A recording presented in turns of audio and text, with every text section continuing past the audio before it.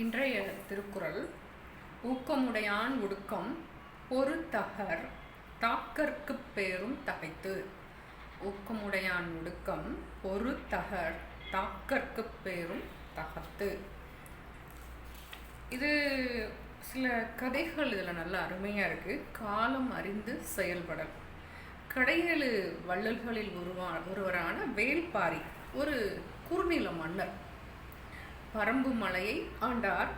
மக்கள், விலங்குகள், செடி, கொடி மற்றும் அனைத்து ஜீவராசிகளையும் காத்து ரட்சித்தவர். ஒரு நாள் அவர் காட்டு வழியே தனது ரதத்தில் சென்று கொண்டிருந்த நேரம் ஒரு முல்லை கொடி படர்வதற்கு கொம்பின்று வாடுவதை கண்டார். உடனே ரதத்தை அங்கே நிறுத்தி கொடியை படரச் செய்து அரண்மனைக்கு நடந்து சென்று கொடி படர ஆவண செய்து பிறகு ரதத்தை எடுத்து வரச் செய்தார். இவர் மூவேந்தர்களையும் வென்றது அவரது மதிநுட்பத்திற்கு ஒரு சான்று. இவரது பரம்பு மலையில் தெய்வ வாக்கு விலங்கு என்ற தேவாங்கு இருந்தது. அதை எந்த திசையை நோக்கி வைத்தாலும் அது வடக்கு நோக்கி திரும்பிவிடுமா. இதை திசை காட்டும் விலங்காக பயன்படுத்த எண்ணி மூவேந்தர்களும் வேள்பாரியிடம் கேட்டனர். அவர் விலங்குகள் அதனுடைய வாழும் இடத்தில் இருத்தல் நல்லது, அவற்றை வலுக்கட்டாயமாக இடம்பெயரச் செய்யக்கூடாது என்று மறுத்துவிட்டார். இதன் காரணமாக மூவேந்தர்களும் வேள்பாரி நாட்டின் மீது படையெடுத்தனர். பாரியின் குதிரைப்படை சிறியது. மூவேந்தர்களும் யானைப்படை, குதிரைப்படை பெரிய அளவில் வைத்திருந்தனர். இருந்தாலும் பாரி மனம் தளரவில்லை. யானைகளை தறிக்கெட்டு ஓடச் செய்தார். போர்க்களத்திலிருந்து தன் நாட்டை நோக்கி பின்னடைந்து சென்றார். மூவேந்தர்களும் பாரி பின்வாங்குவதாக நினைத்து விரட்டி வந்தனர். பாரியின் குதிரைப்படை மலையில் ஏறி பழக்கப்பட்டவை. மூவேந்தர்களின் குதிரைப்படை மலையில் ஏற முடியாமல் கீழே விழுந்து தோல்வியை தழுவியது. படைபலம் வாய்ந்த மூவர்களையும் தனது அறிவு கூர்மையால் வென்றார் பாரி. அறிவு பலம் படைப்படத்தை விட வலிமை வாய்ந்தது என்று பாரி நிரூபித்தார்.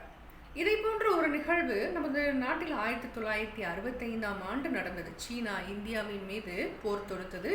நமது நாடு சமவெளியில் அமைந்துள்ளது. அங்கு நமது வீரர்கள் போர் பயிற்சி பெற்றிருந்தனர்.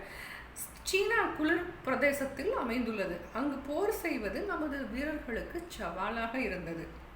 ஆகவே நமது வீரர்கள் பின்வாங்குவது போல் சீன வீரர்களை நம் பகுதிக்கு வரவழைத்து அங்கு வைத்து அவர்களை வெல்வது எளிது என்று கூறினர். ஆனால் மேலிடத்திலுமிருந்து எக்காரணம் கொண்டும் பின்வாங்கக்கூடாது என்ற உத்தரவு பிறப்பிக்கப்பட்டது. வீரர்கள் தங்களது தளபதி தவறான முடிவு எடுத்தாலும் கூட ஏன் என்று மறுவார்த்தை கேட்காமல் கீழ்ப்படிய வேண்டும் என்பது சட்டம். ஆகவே அவர்கள் முன்னேறி சென்று கடுங்குளிரால் தாக்கப்பட்டு தோல்வியை தழுவினர். இதை போன்ற ஐரோப்பியா கண்டத்திலும் ஒரு நிகழ்வு ஏற்பட்டது. சாதாரண குடும்பத்தில் பிறந்து தனது அறிவாற்றலாலும் தன்னம்பிக்கையாலும் பிரான்ஸ் நாட்டின் சக்கரவர்த்தியாக தன்னை பிரகடனம் படுத்திய நெப்போலியன் போருக்கு வியூகம் அமைத்து அதில் பெரும்பாலும் வெற்றியே கண்டார். ஆனால் ரஷ்யாவில் கடும் பனி நிலவும் காலத்தில் முன்மு யோசனையின்றி படையெடுத்து சென்றார். அவர்கள் பிரெஞ்சு படையை ரஷ்யாவிற்குள் வரச் செய்ய வேண்டி பின்னோக்கி சென்றனர். பிரெஞ்சு படையால் கடும் குளிரில் தாக்குப்பிடிக்க முடியவில்லை. அவர்களுக்கு அது ஒரு பின்னடைவு தான்.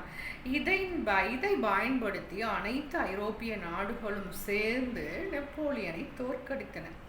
இதை 2000 ஆண்டுகளுக்கு முன்பே நமது வள்ளுவ பெருந்தகை காலம் அறிதல் என்ற 49ஆம் அத்தியாயத்தில் 486வது குறளில் ஊக்கமுடையான் ஒடுக்கம் பொறுத்தக தாக்கற்கு பேரும் தகைத்து காலம் அறிந்து செயலாற்ற வேண்டும் என்றார்.